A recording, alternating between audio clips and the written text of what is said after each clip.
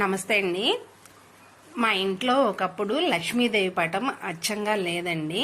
మీ ఇంట్లో లక్ష్మీదేవి ఒక్కరే ఉన్న పటం లేదా అని చెప్పని నన్ను అడిగేవారు. ఇలా కొనడం ఎందుకనేసి నాకు ఏదో వచ్చినట్లుగా అమ్మవారి రూపాన్ని నేను గీసుకోవాలనుకొని పిల్లలు చదువుకునేటువంటి ఒక పేపర్ మీద గీయటం స్టార్ట్ చేశానండి. ఇలా గీసుకున్నాను.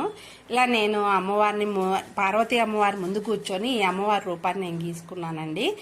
శివపార్వతుల ముందు కూర్చొని ఇది గీసినటువంటి ఈ యొక్క ఆకారాన్ని మా బాబు బాగుందమ్మా అనేసి ఎగ్జామ్ ప్యాడ్కి ఇలా అంటించేసి పైన కవర్ వేసి అమ్మవారి పటాన్ని తయారు చేశారండి. నేను ముగ్గురమ్మల్ని ఈ అమ్మలోనే చూసుకుంటూ ఉన్నానండి. నాకు చాలా నచ్చింది. ఇంకా 5 రూపాయలతోటి అమ్మవారికి హారాన్ని తయారు చేసి వేసుకొని నేను పూజించుకుంటున్నానండి. మీకు కూడా ఇలా నచ్చినట్లయితే లైక్ చేయండి, షేర్ చేయండి, సబ్స్క్రైబ్ చేయండి నా ఛానల్ని. Thank you.